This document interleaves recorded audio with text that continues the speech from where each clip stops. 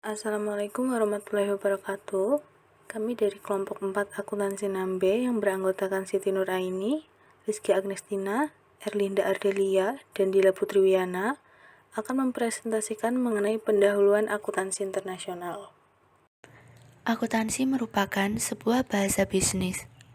Akuntansi dapat dipandang dari dua aspek, yaitu akuntansi sebagai suatu sistem informasi dan akuntansi sebagai suatu tipe informasi. Sebagai suatu sistem informasi, akuntansi berkenaan dengan pemrosesan data menjadi informasi yang bermanfaat bagi para pemakainya dalam pengambilan keputusan bisnis dan ekonomi yang lain. Sedangkan sebagai suatu tipe informasi, akuntansi berkenaan dengan siapa pemakainya dan apa yang dibutuhkan oleh pemakai tersebut.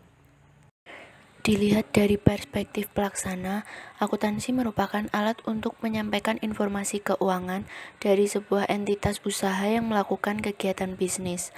Sedangkan dilihat dari perspektif pemakai, dengan akuntansi dapat diperoleh informasi keuangan yang dibutuhkan. Jadi, akuntansi merupakan alat komunikasi. Oleh karena itu, akuntansi disebut bahasa bisnis, bahasa yang dapat dipelajari.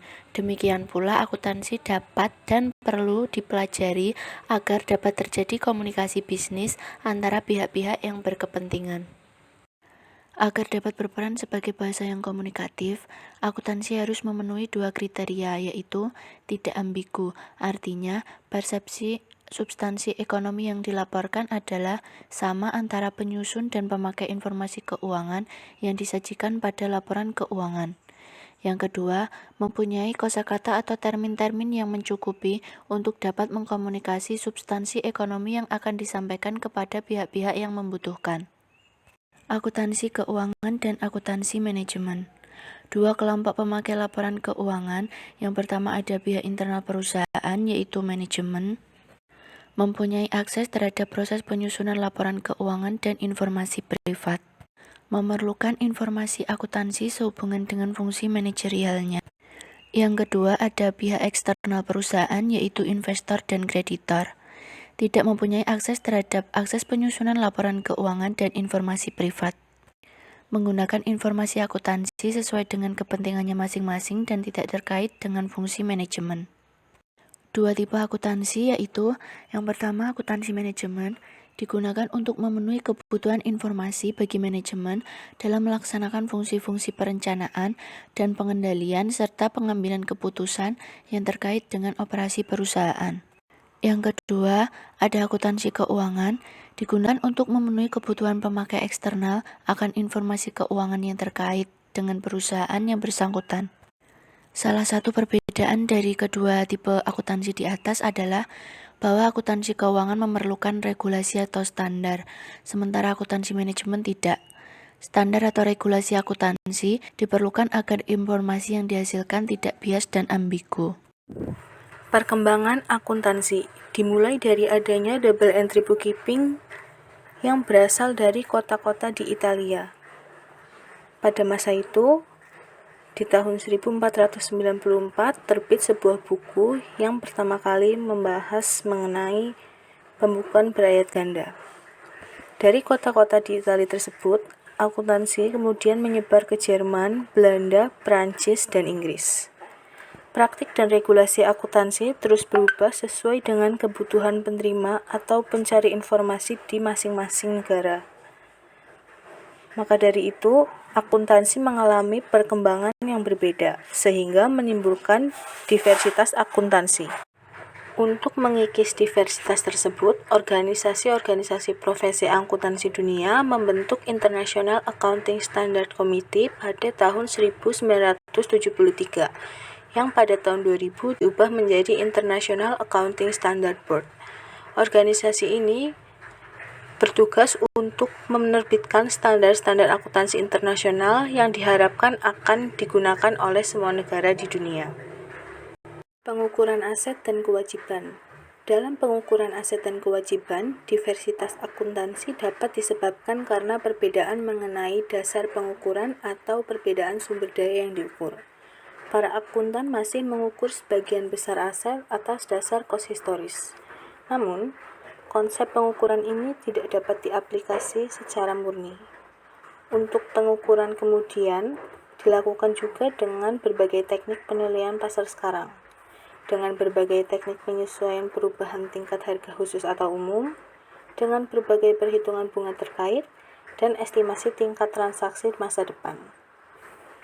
Pengukuran ini mungkin akan segera menggantikan pengukuran dengan konsep cost historis. Contohnya saja pada abad ini adalah pada International Finance Reporting Standard yang diterbitkan oleh IASB. International Finance Reporting Standard yang lebih banyak menggunakan nilai wajar telah menggusur pilihan terhadap PABU AS yang menggunakan cost historis. Maraknya merger korporasi selama tahun 80-an menunjukkan bahwa penjual dan pembeli aset korporasi mau bertransaksi dengan nilai pertukaran yang melebihi nilai buku historis. Ini memperlihatkan adanya aset luar neraca yang dapat meliputi nilai brand name, deposit minyak mentah, pertambahan nilai kayu hutan, dan terobosan sistem perangkat lunak. Hal yang sebaliknya terjadi ketika perekonomian di Eropa Timur telah bisa diakses oleh perusahaan bisnis barat. Diduga banyak aset penting yang tersedia di Eropa Timur dengan harga murah. Dugaan ini terbukti setelah mereka mempertimbangkan keusangan teknik, efisiensi sistem, tingkat produktivitas pekerja, dan polusi. Demikian juga dengan konsep kewajiban yang diaplikasikan suatu negara akan berbeda dengan yang diaplikasikan di negara lain. Akuntansi pajak penghasilan merupakan sebuah contoh. Di Argentina, misalnya, kewajiban pajak penghasilan tidak diakrualkan dan dicatat berdasarkan basis kas. Di Swiss, pencatatan akrual periodik terjadi tanpa pengakuan terhadap kewajiban pajak penghasilan tangguhan. Kewajiban tangguhan dapat memerlukan beberapa metode alokasi yang berbeda. Sedangkan di Belanda, nilai pajak penghasilan ditangguhkan kadang-kadang merupakan nilai yang didiskonto. Penentuan modal dan laba periodik. Variasi komparasi yang paling besar dalam area ekuitas pemilik adalah konsep clean versus adjusted surplus, yaitu konsep yang berkenaan dengan pertanyaan, apakah sumber daya atau kewajiban boleh dihapus secara langsung dari laba ditahan? Amerika Serikat sendiri menghendaki semua transaksi kecuali investasi pemegang saham, donasi modal, penambahan modal, dan penyesuaian transaksi fungsional atas falas mengalir melalui laporan laba rugi. Namun, semua negara berbahasa non-Inggris mengizinkan penyesuaian modal diperlakukan langsung sebagai keuntungan atau kerugian luar biasa. Variasi penting yang lain adalah konsep of periodicity dalam mengukur hasil operasi. GAAP di Amerika Serikat menghendaki pemisahan tahunan yang jelas, tetapi di banyak negara Eropa dan Amerika Selatan, prinsip-prinsip akuntansi yang berlaku menganggap 1 tahun kalender merupakan periode yang sangat pendek untuk menentukan hasil bisnis secara memadai. Di Swedia, lama daur bisnis yang sering kali dianggap sebagai periode waktu paling tepat untuk mengukur dan pelaporan hasil operasi bisnis. Peran akuntansi. Peran akuntansi berbeda antar negara. Perbedaan peran ini dapat mempengaruhi orientasi dan kandungan informasi laporan keuangan yang dihasilkan oleh perusahaan di masing-masing negara yang selanjutnya akan mempengaruhi cara interpretasi dan penggunaan laporan keuangan. Akuntansi keuangan merupakan pusat dari proses alokasi sumber keuangan di pasar modal. Pasar modal domestik mungkin mempunyai dampak yang halus tetapi luas dan kekal terhadap perkembangan akuntansi di suatu negara. Pada sektor non-sekuritas, laporan keuangan memberikan basis yang penting bagi keputusan pemberian pinjaman oleh institusi-institusi keuangan di kebanyakan negara. Dalam kaitannya dengan kebijakan, institusi keuangan menuntut para peminjam untuk memberikan informasi keuangan rinci sebagai bagian dari proses pemberian pinjaman untuk mengevaluasi risiko kredit calon peminjam atau peminjam lama. Bukti menunjukkan bahwa laporan akuntansi adalah relevan dengan keputusan investor dalam pembelian atau penjualan saham. Arti penting laporan akuntansi bagi para investor telah ditunjukkan oleh penelitian-penelitian terhadap para pemakai laporan keuangan di banyak negara. Konsensus yang muncul bahwa akuntansi keuangan adalah penting bagi operasi pasar modal yang efisien telah mempengaruhi pembuatan kebijakan pada level nasional dan level internasional. Regulasi pelaporan keuangan perusahaan merupakan fenomena yang terjadi di seluruh dunia. Pada level internasional, organisasi-organisasi seperti International Accounting Standards Board dan International Organization of Securities Commission menaruh perhatian terhadap ketersediaan informasi keuangan yang relevan dan dapat dipercaya untuk transaksi-transaksi keuangan lintas negara. Korporasi multinasional dan keterlibatannya dalam bisnis internasional. Akuntansi internasional terutama diperlukan oleh pasar modal yang telah mengglobal dan perusahaan yang bisnisnya mengglobal. Perusahaan yang paling rendah tingkat globalisasi bisnisnya adalah perusahaan yang mempunyai transaksi utang piutang dalam valuta asing. Sementara yang tingkat globalisasinya paling tinggi adalah korporasi multinasional atau MNC Multinational Corporation. MNC adalah perusahaan yang terlibat dalam produksi dan penjualan barang atau jasa pada lebih dari sebuah negara. Beberapa MNC mempunyai sampai 100 anak perusahaan asing yang tersebar di seluruh dunia. Kemampuan korporasi dalam menggunakan faktor-faktor produksi yang tersedia secara global merupakan faktor yang jauh lebih penting dalam pembentukan daya saing internasional daripada perbedaan ekonomi makro antar negara. Aliansi strategis menggambarkan berbagai variasi kolaborasi yang mempunyai arti penting strategis bagi satu atau lebih pihak yang terlibat. Aliansi strategis meliputi persetujuan pemberian lisensi, persetujuan waralaba, kontrak manajemen, dan kepemilikan bersama perusahaan asing. Pembelian aliansi strategi tergantung pada faktor-faktor hukum, besarnya biaya, kompensasi, risiko, pengendalian, dan kompleksitas produk. Bentuk keterlibatan lainnya yaitu investasi langsung yang terjadi ketika sebuah perusahaan memperoleh tingkat pengendalian tertentu atas koperasi asing sehingga dapat mempengaruhi keputusan manajemen. Pengendalian tersebut dapat diperoleh melalui kepemilikan saham atau dengan mendirikan sebuah perusahaan baru di sebuah lokasi di luar negeri. Jika investor memiliki seluruh saham sebuah perusahaan lokal, perusahaan tersebut menjadi sebuah perusahaan anak yang sepenuhnya dimiliki oleh perusahaan induk. Jika dua atau lebih perusahaan menjalankan suatu usaha bersama, maka usaha tersebut disebut joint venture yang merupakan suatu bentuk aliansi strategis yang lain. Pengertian akuntansi internasional. Di sini terdapat dua tipe akuntansi, yaitu akuntansi keuangan dan akuntansi manajemen. Lalu apa sih tujuan dari akuntansi manajemen dan juga akuntansi keuangan? Nah, tujuan dari akuntansi manajemen yaitu menyediakan informasi yang dibutuhkan manajemen dalam pengambilan keputusan dan pengelolaan perusahaan. Karena manajemen dapat mengakses pemrosesan informasi tersebut, maka informasi akuntansi manajemen tidak memerlukan standar. Pedoman pokok di dalam penyajian informasi akuntansi manajemen adalah bahwa informasi tersebut dapat dipahami oleh manajemen dan relevan dengan pengambilan keputusan dan pengelolaan perusahaan.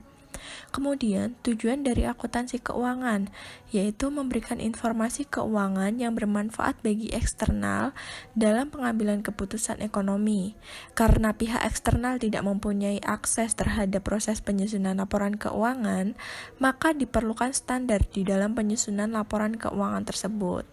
Nah, standar ini diperlukan untuk mengurangi atau menghilangkan sama sekali jika dimungkinkan ambiguitas atas informasi yang disajikan dalam laporan keuangan yang disebabkan oleh adanya multitafsir atas laporan keuangan yang disajikan oleh perusahaan.